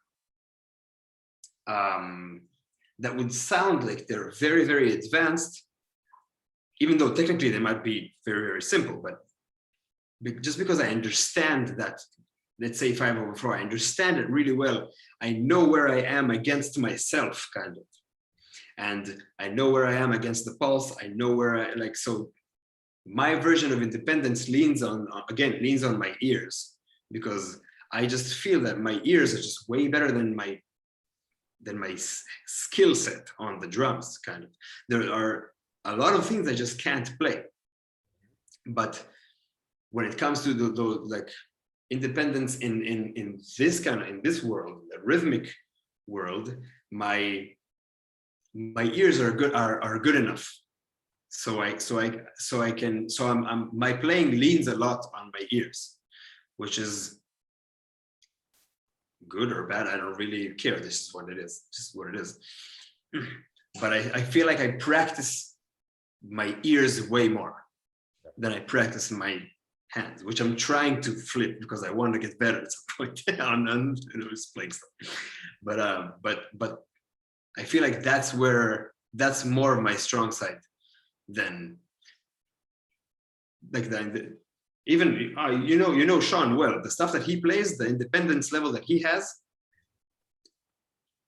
I understand everything he does. Great. If I can play it, it will take me years to play some of the things that he plays. You know, when he plays with his one half of his body, he plays this, and the other half he plays that. It's just like, no. I just I'm not even gonna try. It's way, way above my skill level. But I just do different things. Yeah, but you know, the interesting thing is that when Sean talks about these things, he really doesn't have that idea of hearing like I do things in parallel. Like he hears things as units, as a big rhythm, sort of, which I found very, very interesting. because for me it's so obvious to hear things as, I don't know why, maybe because I listened to classical music as a child and I hear the voices like polyphony, right? Like the idea of polyphony. So in polyphony, I would never think of like the first 48 bars of a fugue as one unit. Like that doesn't make any sense, right? Yeah. But in a way, it was interesting working with Sean, because like he had this completely different view of that, right? But for me, it's more about polyphony, and that's the way, like when, you know, for example, like this idea of independence. What I sometimes do is, for example, I sort of internally, I clap a 7, right? Like I can do that without doing, I have like, whatever, you know, and then I sing like a simple melody, like a tune my daughter would sing. I would try to sing that over the 7, like it's just a melody that has eight bars of 4/4 or something, right? And I would sing it just in my imagination, right? And I found that kind of work is what opens my sensory field, and I'm like obviously it's probably mostly the ear, right? But it feels like it's a superpower where suddenly when I'm improvising with other people, I seem to be hearing everything at the same time, but everything is separate, and I can respond, I can go in and I can go out. I don't even need to care about playing in time even. I don't need to worry about playing the right or the wrong notes. Like at some point when you can imagine this wide field of possibilities, anything goes and anything sounds right, you know, and that has always been my aim, right? Because your intent is there, and you have a different way to just to construct the whole, kind of. So yeah. What drives your playing, for example, is just a different, you just view it differently. It's very for me, it was very present when I talked to Nick, when he says that they start a show and they have the end of the show in mind. They know where they go. Like they know that their goal is, let's say the show is 2 hours, and they know where they need to be in 2 hours, and that's what aims their their view. And then you see, like, you know, let's say I saw him play like a solo show, and I played at some festival in Romania, and I saw him play, and he takes a solo, and for the first, I don't know, minute or two of the solo, he played 2 notes. Now, if a different person would play 2 notes, it would probably be very boring. But he didn't play anything fancy rhythmically or something, but he just played 2 notes for a very long time. And I was like this. I was fixed, I was in, because he knows how to use that space in a different way. And just like in a way, like bigger, he sees bigger structures. He has a very wide, and that I mean, and again, it's not technically hard to do what he did. I can transcribe it and do it, but that's the way he thinks. So it's I assume it's just different. I met Nick when they did a ritual, like one of these, I think it was a 16-hour performance. That's insane. It was in 2005, so that's for how long I've known him, and it was exactly this what you described, like I mean, especially like you say, as you were saying about Stefan's music, where you have time, right? Like that, so there is the a certain restraint is kind of lifted, and if you lift that restraint, a lot of things can happen that otherwise obviously wouldn't happen.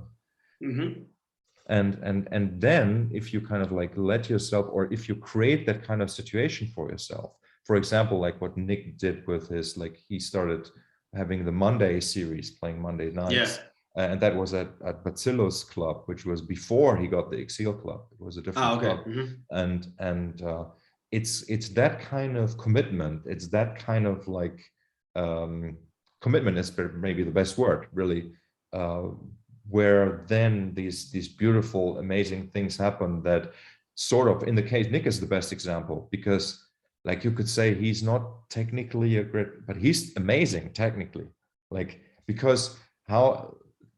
And this is sort of like one of the problems I have, like with sometimes with modern musicians, let's say, they don't that some people don't understand how hard it can be to do simple things and to do them right and to do them repeatedly, and to also kind of like take into account the, like, let's say the grander social aspects, like where even like playing the same thing over and over again for 16 hours, let's say, is sort of like almost a political, not political in a, you know, but it's sort of like a statement that goes, it's an artistic statement that goes way beyond what like learning autumn leaves is, right? Or soling over giant steps or something.